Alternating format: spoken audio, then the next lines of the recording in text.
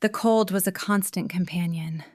It seeped through the worn leather of her boots, through the threadbare wool of her tunic, and settled deep in her bones. Alara felt its bite most keenly in her hands, which were raw and chapped from the harsh lye soap and the endless scrubbing.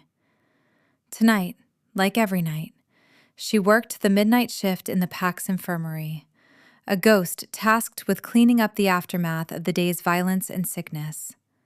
She was an omega, less than nothing. A whisper in the halls where the proud shouts of betas and the rumbling commands of alphas echoed. Her existence was a tapestry of menial tasks, downcast eyes, and the gnawing ache of an empty stomach.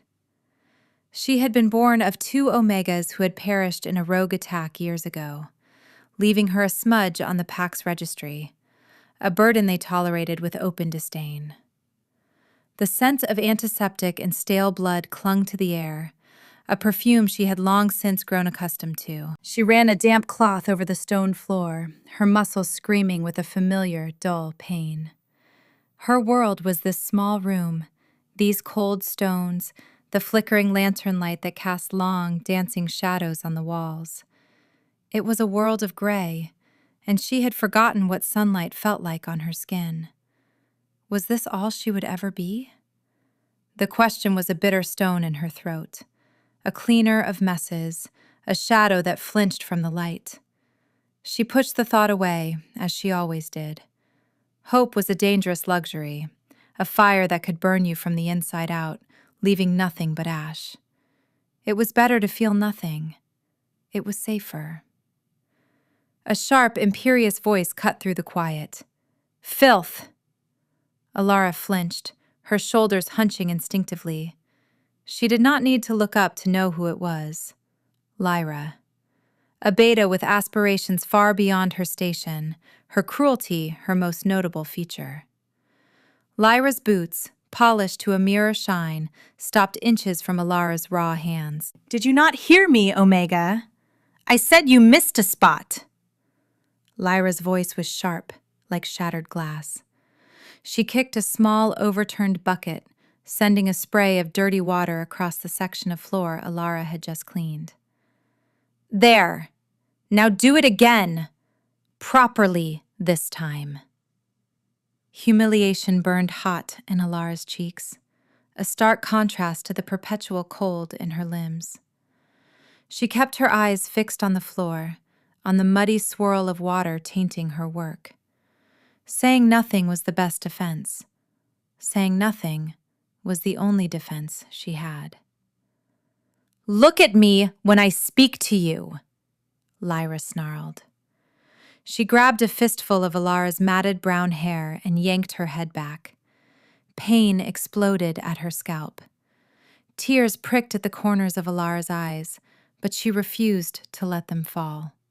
She would not give Lyra the satisfaction. Lyra's face was a mask of contempt, her pretty features twisted into something ugly. "Pathetic. You are a stain on this pack. My father says they should have left you in the snow when your useless parents died." Each word was a physical blow. Alara's breath hitched. She bit down hard on her lip, tasting the coppery tang of blood. She would not break. She could not break. Breaking meant she would have nothing left at all. Lyra seemed to tire of her sport. She shoved Alara's head forward, her face nearly striking the cold stone. "Finish this, then go muck out the kennels. The Alpha's hounds deserve a cleaner bed than you." She laughed, a short, barking sound, and stalked away, her footsteps echoing with triumphant arrogance. Alara remained on her hands and knees for a long moment, the pain in her scalp a dull throb. She squeezed her eyes shut, fighting the tremor in her hands. She would not cry. She would not. She took a slow, shuddering breath, the scent of antiseptic filling her lungs, and she began to clean again. She scrubbed at the new mess, her movements mechanical, her mind a fortress of grim determination. She would endure this. She would endure it all. because enduring was all she knew how to do. The night deepened. The wind howled outside the infirmary walls, a lonely, predatory sound. It spoke of winter storms and the vast, unforgiving wilderness that surrounded their territory. Alara finished her work, her body a single, continuous ache. The kennels were next. The thought made her stomach clench. But then, the great doors to the infirmary burst open with a crash that shook the very stones. 2 massive warriors, members of the Alpha's elite Silver Guard, stumbled in, carrying a litter between them. A wave of panic and the thick, metallic scent of fresh blood washed over the room. The pack's chief healer, an old wolf named Alara, rushed forward. "What happened?" "Shadow beast," one of the guards grunted, his face grim. "Ambush, on the northern ridge. He took it down, but—" He didn't need to finish. The man on the litter was a ruin. He was huge, a giant of a man whose sheer size seemed to shrink the room. His body was a canvas of horrific wounds, deep black gashes that wept blood onto the furs. His breathing was shallow, ragged, and even through the pain and the blood, an aura of immense power rolled off him, an ancient, untamed force that made the air crackle. It was him, the Alpha King, Kale. Alara had only ever seen him from a distance, a formidable figure of legend who ruled their pack and several others with an iron will. He was said to be centuries old, a warrior of impossible strength and resolve. Seeing him like this, broken and bleeding, was like watching a mountain crumble. The infirmary erupted into controlled chaos. Healers swarmed the litter, barking orders for herbs, clean bandages, and boiling water. Alara shrank back into the shadows, making herself as small as possible.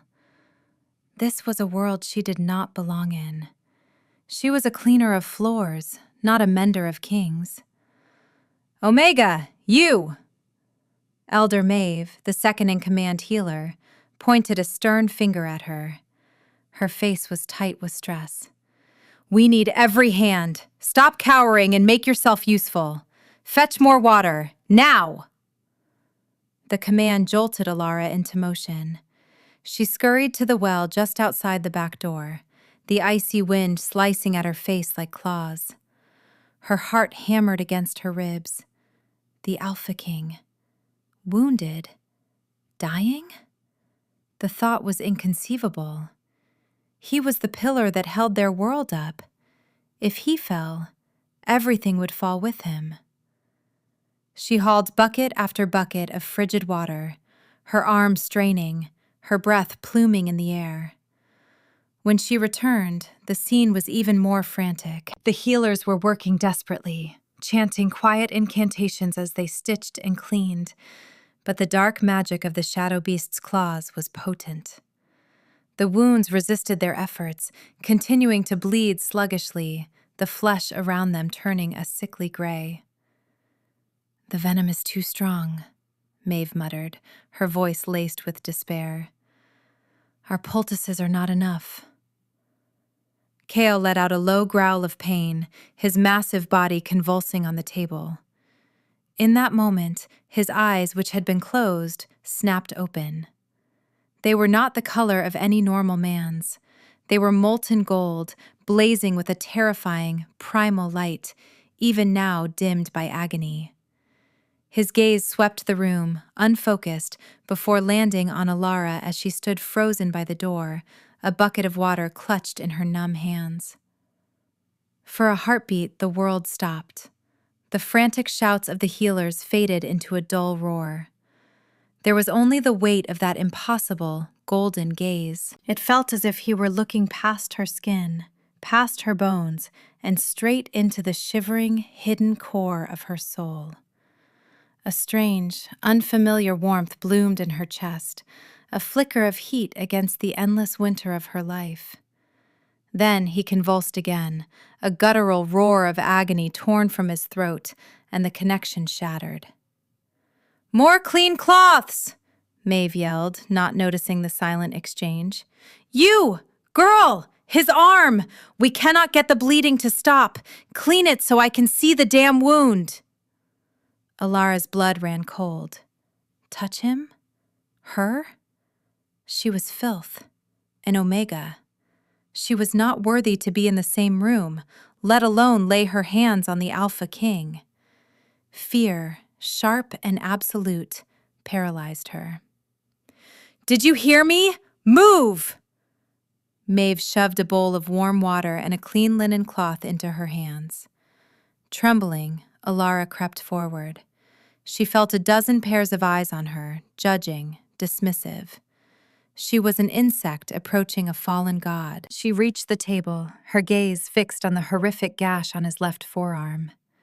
It was deep, torn to the bone, and oozing a black, viscous substance. The scent of his blood was overwhelming, potent and wild, like pine and winter storms, and something else, something ancient and powerful. Her hands shook so badly she almost dropped the bowl.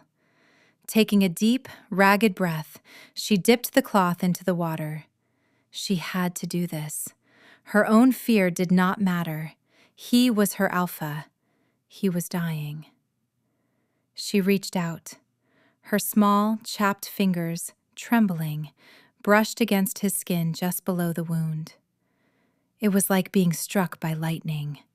A bolt of pure, white-hot energy shot up her arm, straight into her chest, and exploded behind her eyes. The world dissolved into a blinding flash of silver light. She heard a sound like 1,000 bells ringing, and a roar that was both his and hers. Searing, unbearable pain erupted on the back of her right hand, a fire that felt as if it were branding her to the soul. She cried out, stumbling back, dropping the bowl with a clatter. On the table, the Alpha King arched his back, a raw, primal howl tearing from his lungs. His golden eyes flew open, no longer unfocused, but locked directly on her, blazing with an impossible, possessive fire. Through the agony, through the blinding light that still pulsed behind her eyes, Alara heard him speak. His voice was a low, ragged growl, deep as thunder, and filled with a certainty that shook the foundations of her world. Mine. The word hung in the stunned silence of the room. The healers stared, their faces a mixture of shock and disbelief. Alara stared at her own hand. There, etched onto her skin as if by a master artist using frost and starlight, was a glowing silver mark.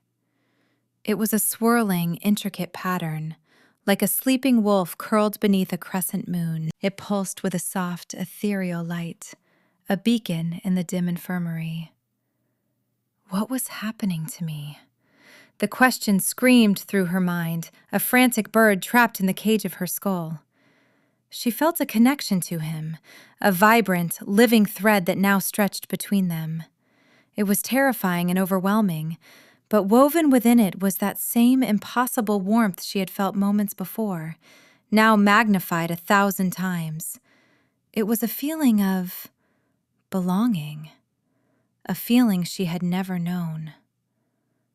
"What is this sorcery?" Maeve whispered, her eyes wide with fear and awe. Alara couldn't answer. She could only stare at the impossible man on the table, whose golden eyes had not left her face. The pain of his wound seemed to have momentarily receded, replaced by a raw, focused intensity. He was looking at her as if he had been searching for her for 1,000 years, as if he had just found the missing half of his own soul. Panic seized her. This was wrong. This was a mistake. She was nothing. Nobody. She scrambled backward, clutching her marked hand to her chest, trying to hide the impossible glow. She had to get away. She turned to flee, but his voice stopped her, stronger now, a command that resonated in her very bones. Stay. She froze, her body refusing to obey her own panicked commands. The bond, this new, terrifying thing, held her fast. It was a chain forged of starlight and agony, and it was already unbreakable. The world slowly came back into focus. The healers were whispering frantically. Lyra, who had appeared in the doorway, drawn by the commotion, was staring at Alara with an expression of pure, venomous hatred. Her eyes were fixed on the glowing mark, and in their depths, a cold, calculating understanding began to dawn. Alara felt a new kind of fear, colder and sharper than anything she had felt before. Lyra's envy was a dangerous thing. Now, it had a target. Kale, the Alpha King, tried to sit up, his gaze never leaving Alara. "Her," he rasped, his voice raw. "Bring her to me." Maeve and the other healers hesitated, looking from their dying Alpha to the terrified Omega girl. But the command in his voice was absolute. Slowly, Maeve took Alara's arm, her touch surprisingly gentle. "Come, child." She was led back to the table like a lamb to the slaughter. Her heart was a frantic drum against her ribs. She was so close to him now. She could feel the heat radiating from his body, could see the lines of pain etched around his eyes and mouth. He was devastatingly beautiful, even covered in blood and near death. A predator, a king. He reached out a hand, his movements slow and pained. His fingers, large and calloused, brushed against her cheek.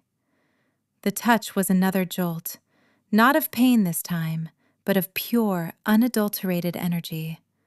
It felt like coming home to a place she had never been. "You," he whispered, his golden eyes searching her face. "You're her. I have waited so long." Confusion warred with the overwhelming instincts flooding her system.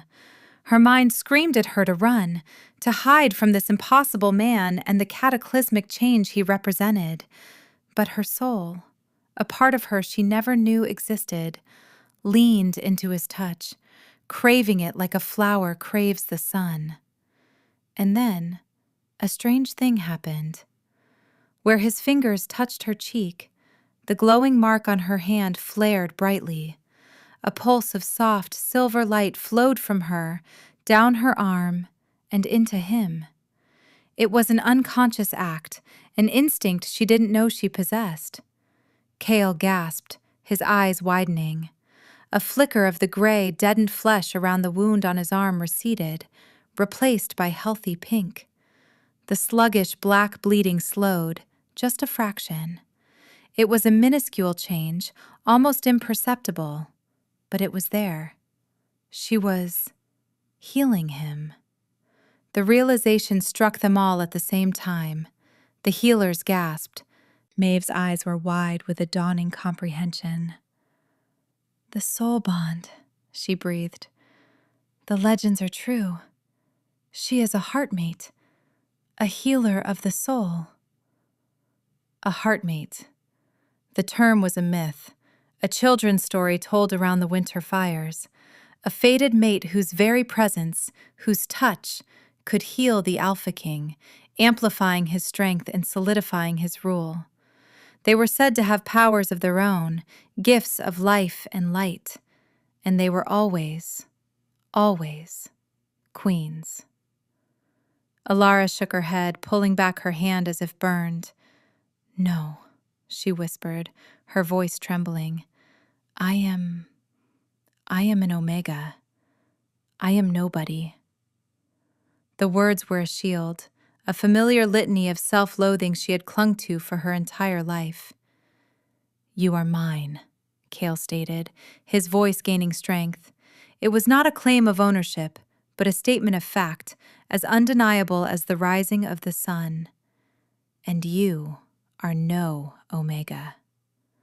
He pushed himself up onto his elbows, his muscles straining. The golden fire in his eyes was brighter now, burning away the shadows of pain.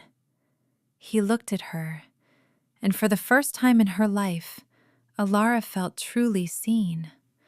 Not as filth, not as a burden, but as someone precious, someone essential. The hope she had so long denied herself unfurled in her chest, a fragile, terrifying bloom. The next few days were a blur of confusion and fear. Alara was moved from her cold, damp closet of a room to a chamber near the Alpha Kings. It was a gilded cage, filled with soft furs and a warm hearth, but it felt as alien and uncomfortable as a palace would to a field mouse. The pack members who had once looked through her now stared with a mixture of awe, suspicion, and envy. Lyra's stare was the most constant, a physical weight on Alara's back whenever she left her room. The hatred in the beta's eyes was a poison, and Alara knew, with a certainty that chilled her to the bone, that Lyra would not let this go. Kale was recovering at a miraculous rate. The healers, guided by Maeve, now understood that Alara's presence was the most potent medicine. They insisted she spend hours by his side. Each time she touched him, that silver light would flow from her, knitting his flesh, purging the shadow beast's venom, and rekindling the formidable strength in his limbs. It was an agonizingly intimate process.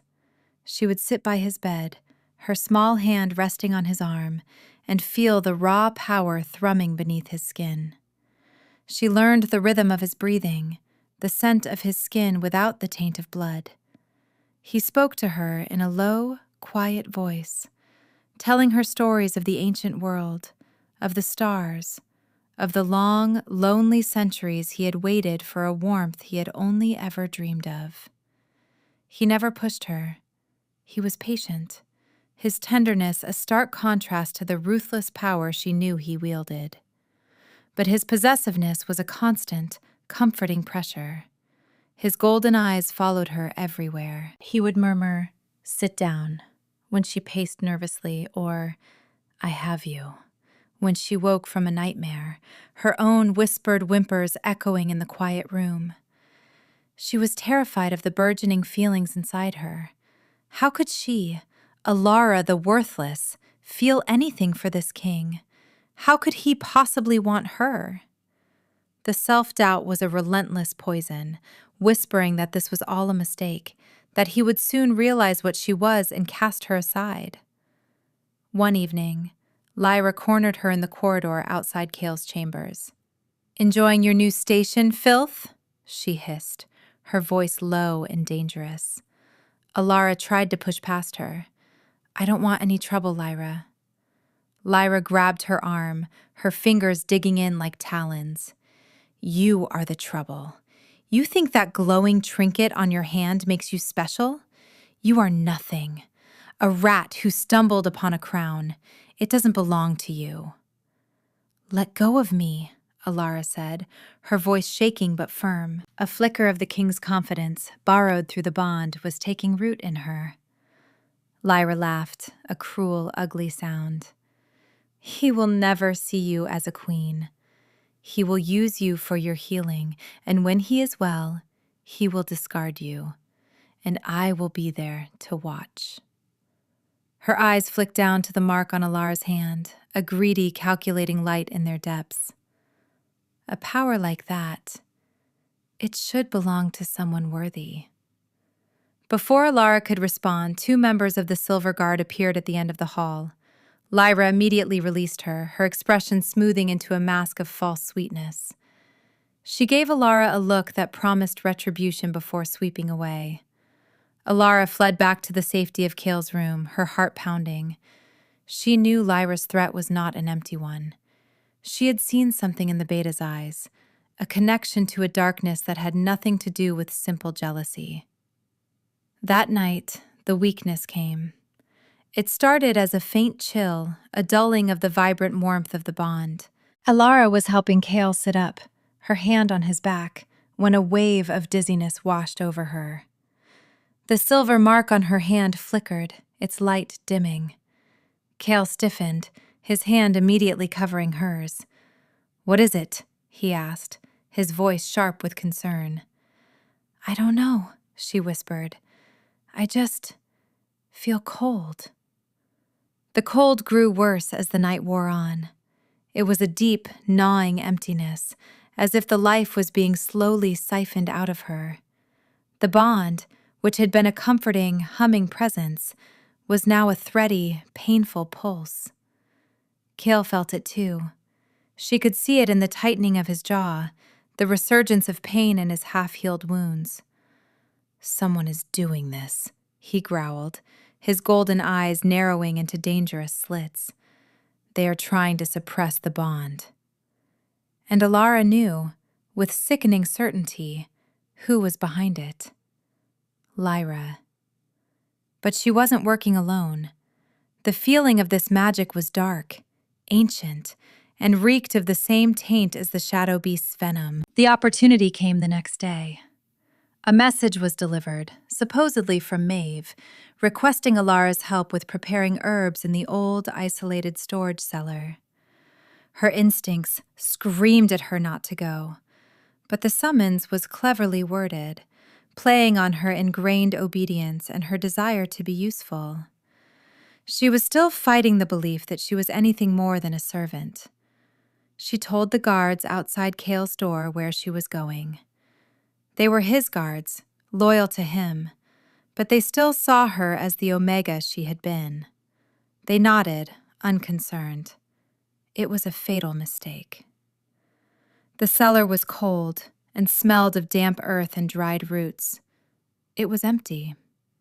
The moment she stepped inside, the heavy oak door slammed shut behind her, the sound echoing like a death knell. A heavy bar scraped into place, locking her in. Panic flared in her chest. She threw herself against the door, but it was solid, unmoving. Shadows moved in the corners of the room, coalescing into two figures cloaked in black. Their faces were obscured by deep hoods, but she could feel the cold malevolence radiating from them. "The little heartmate," one of them rasped, his voice like grinding stones. "Lord Vorlag will be pleased." Before she could scream, a heavy burlap sack was thrown over her head, plunging her into suffocating darkness. Rough hands seized her, binding her wrists with something that felt like cold iron. The moment the metal touched her skin, the last flickering warmth of the bond was extinguished, replaced by an agonizing, soul-deep void. A cry of despair was torn from her throat, a sound of pure agony. It was not just her pain. It was Cale's. Through the suffocating blackness, she felt his roar of fury and anguish echo in the empty space where their connection had been. He knew. He knew she was gone. She was thrown onto the back of a cart, the journey a jarring, painful nightmare. The cold iron shackles seemed to burn her skin, and the emptiness where the bond should have been was a wound far deeper than any physical injury. She had only known its warmth for a few days, but its absence felt like a part of her soul had been ripped away. She was alone again, plunged back into a cold more profound than any she had ever known. They arrived at a fortress of black stone that seemed to swallow the light. It felt ancient and suffused with a malevolent power that made her very skin crawl. She was dragged from the cart and thrown into a small, windowless cell. The shackles were removed, but the chill of the cold iron lingered, and the oppressive magic of the fortress kept the bond severed. Hours, or perhaps days, passed in a haze of despair. They gave her stale bread and brackish water, just enough to keep her alive. She huddled in a corner, wrapping her thin arms around herself, trying to find a warmth that was no longer there. The vibrant, glowing mark on her hand was now a dull gray swirl, cold and lifeless against her skin. She had been a fool to hope, a fool to believe she could ever be anything more than what she was. Lyra was right. She was a rat who had found a crown, and now the true predators had come to claim it. One day the cell door opened. A tall, imposing figure stood silhouetted against the torchlight from the corridor. He was dressed in ornate black armor, and a palpable aura of dark power rolled off him. This was Lord Vorlag.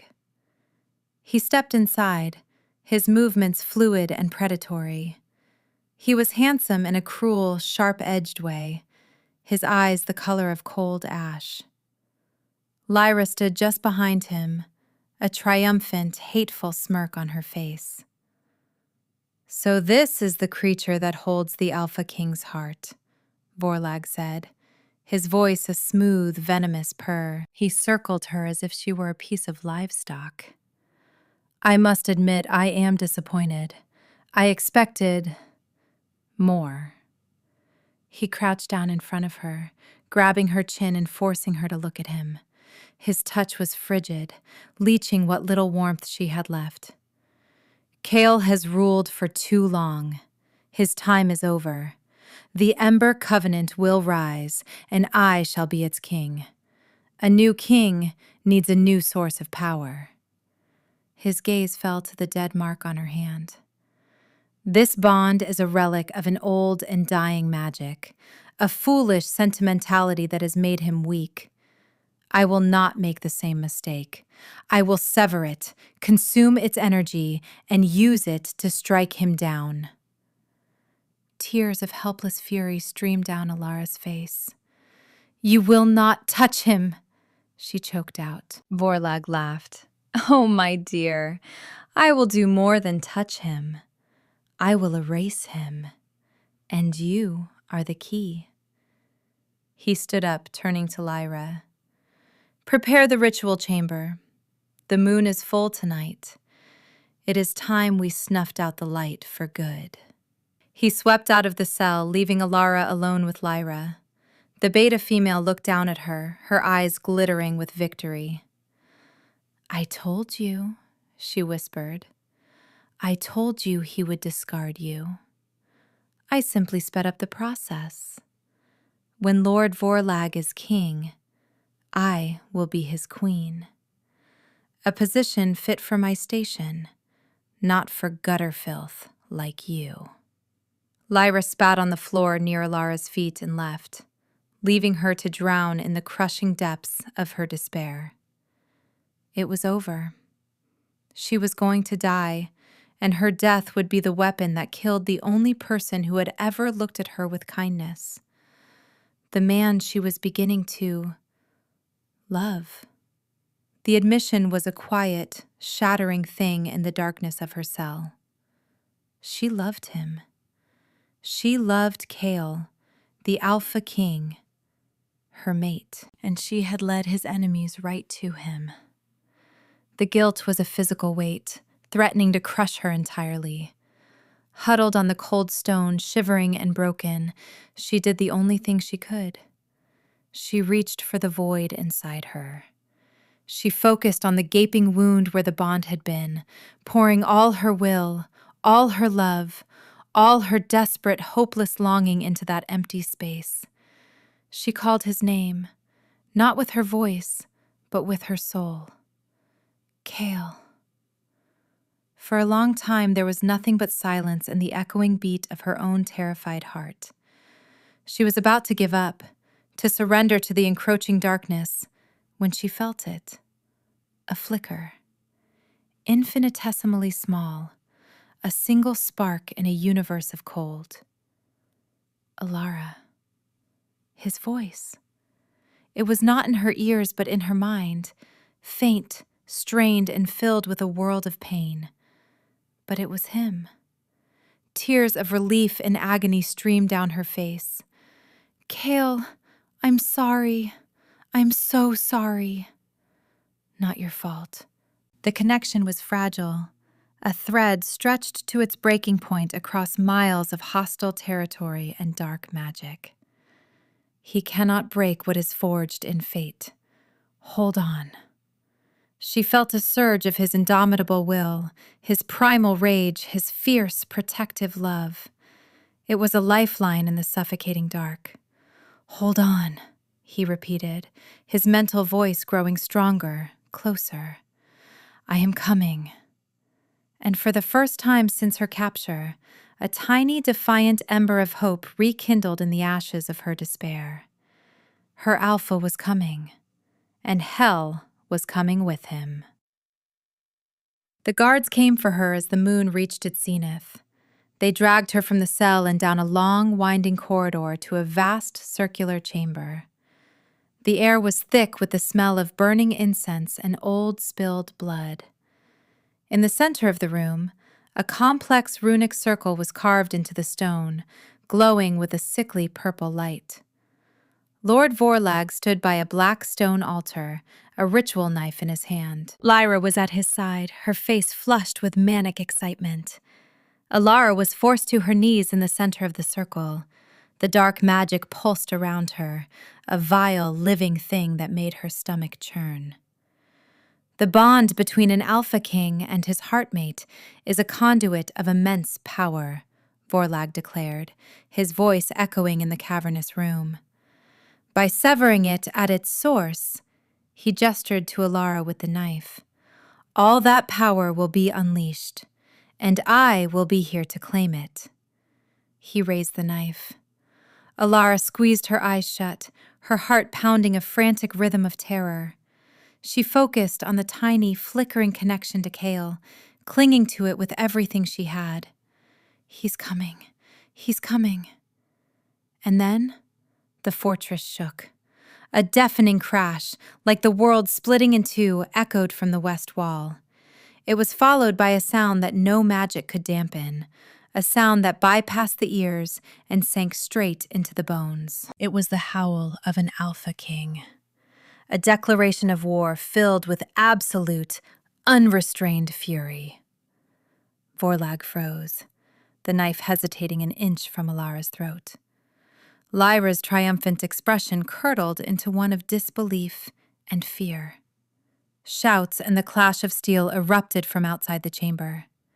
The massive stone doors to the ritual chamber exploded inward, blasted to splinters by a wave of raw, physical power. And there he stood, framed in the ruined doorway, a figure of pure, terrifying vengeance. Kale. He was no longer the wounded man she had nursed. He was the Alpha King in his full, glorious wrath. His golden eyes were blazing infernos, and his silver guard, their armor gleaming and their blades dripping with the black blood of Vorlag's minions, fanned out behind him. Vorlag! Kale's roar was the sound of an avalanche. You will pay for touching what is mine. The chamber erupted into a storm of violence. The silver guard crashed into Vorlag's acolytes, steel ringing against steel. Kale moved like a blur, a whirlwind of destruction, his bare hands tearing through armored soldiers as if they were made of parchment. Vorlag shoved Lyra aside. Deal with the girl! Complete the ritual! He screamed, drawing a wicked, rune-etched blade and launching himself at Kale. The two alphas met in the center of the room with a shockwave of force that cracked the stones beneath their feet. Lyra, her face a mask of insane rage, scrambled toward Alara, the fallen ritual knife clutched in her hand. This is all your fault, you worthless bitch, she shrieked. You ruined everything! She lunged, the knife aimed at Alara's heart. But Alara was no longer the cowering Omega. The sight of Kale, fighting for her, bleeding for her, had ignited something fierce and protective inside her. She scrambled backward, dodging the clumsy strike. Across the room, Kale was locked in a brutal struggle. Vorlag was powerful, his dark magic giving him an unnatural strength. He landed a blow with his enchanted blade, and a deep gash opened on Kale's side. Kale roared in pain, staggering back a step. He fell to one knee. Seeing him fall, seeing his blood spill onto the dark stone, something inside Alara shattered. The grief, the rage, the terror, the fierce, burning love, it all coalesced into a single, incandescent point of light within her.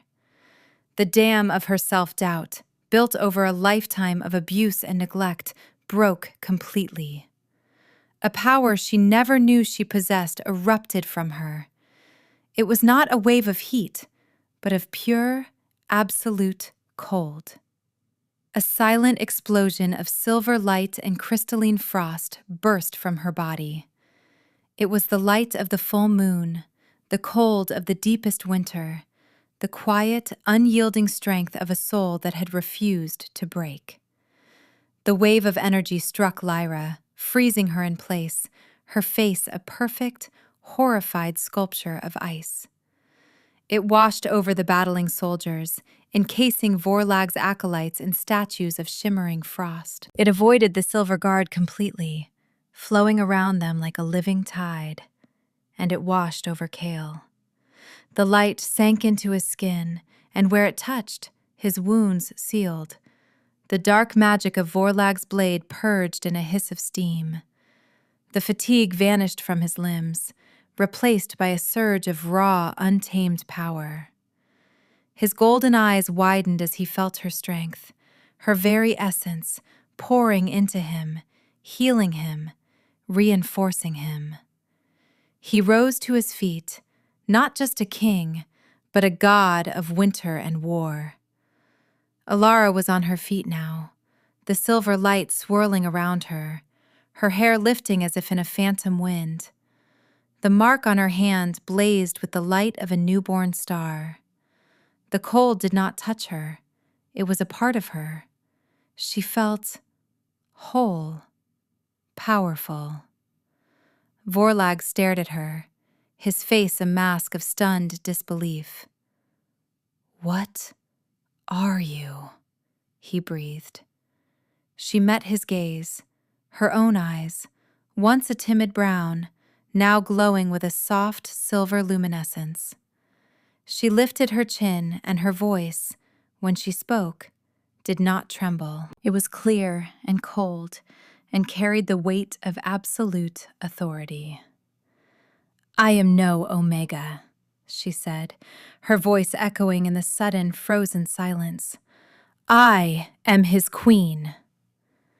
She extended a hand, and a spear of pure, solidified moonlight shot from her palm.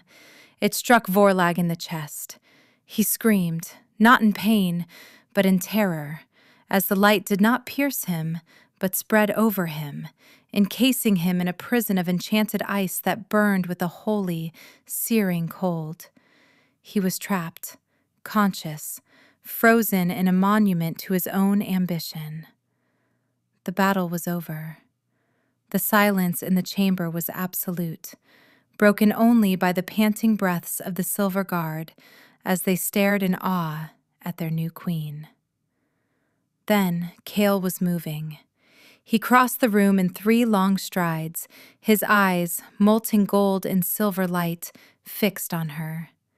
He stopped just before her, his gaze filled with a reverence that stole her breath. He reached out, his hand hesitating for a moment before gently cupping her cheek. His touch was warm against her cold skin. "Alara," he breathed, his voice thick with emotion. All the fight, all the impossible power drained out of her, replaced by a profound, bone-deep relief. She sagged against him, burying her face in his chest, and for the first time since she was a small child, she let herself weep. Not from pain or despair, but from the overwhelming catharsis of being safe, of being found. He held her, his strong arms a fortress around her. "I have you," he murmured into her hair, his voice a deep, comforting rumble. "I have you. You saved me. You saved us all. You are stronger than you ever knew." She looked up at him, her tear-streaked face lit by the fading glow of her own power. "I love you," she whispered, the words finally free. His smile was like the sunrise after a long, dark night. It transformed his harsh, predatory features into something breathtakingly beautiful. "And I love you," he said, his voice deep with the certainty of centuries. "My mate." my queen." He lowered his head and kissed her. It was not a kiss of frantic passion, but of deep, soulful recognition. It was a promise, a vow, a sealing of the bond that had been tested by darkness and forged anew in light and ice. As their lips met, the mark on her hand blazed with a final, brilliant pulse of light. At the same time, she felt a searing heat through his torn tunic, over his heart. When they finally broke apart for air, she looked down. There, burned onto the skin over his heart, was a matching mark, larger and more intricate. A great silver wolf, its head crowned with shards of frost, its eyes glowing with a faint golden light. The bond was complete. It was no longer just his claim on her, but her claim on him. They were two halves of a whole, finally, irrevocably joined. The journey back was a stark contrast to the one that had brought her here. She rode before Cale on his massive warhorse, wrapped in his cloak, her back pressed against the solid warmth of his chest.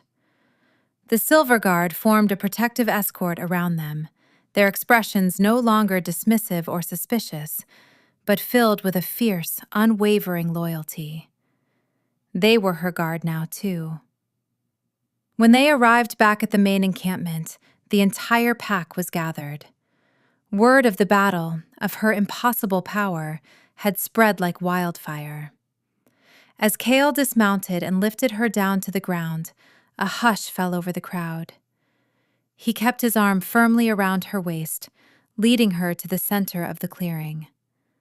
He stood before his people, his gaze sweeping over them, commanding and absolute. "You have known this woman as Alara, an Omega," he announced, his voice booming across the silent crowd. "You were wrong." He turned to her, his golden eyes soft and filled with a love so profound it made her heart ache. "This is Alara, my heartmate, your Luna Queen." He looked back at the pack, his expression hardening. She was scorned. She was abused. She was made to feel worthless. Those days are over.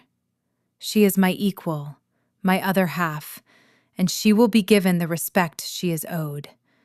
Anyone who shows her anything less will answer to me.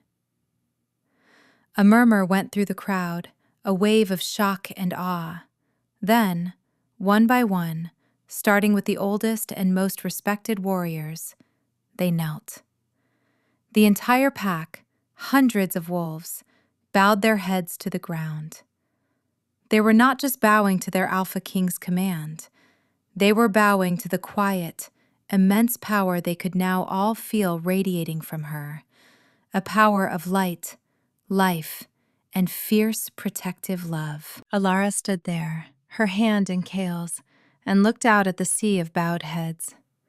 These were the people who had called her filth, who had looked through her as if she were air, and now they were hers to protect.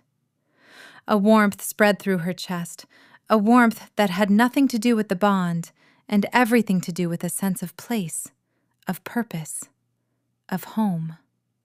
She was no longer the girl who scrubbed floors in the dark. She was no longer invisible, no longer worthless. The cold had been vanished, not just from her bones, but from her soul. She met Cale's gaze, her silver-lit eyes reflecting the molten gold of his, and she smiled. She was a queen, and she was finally, truly, home.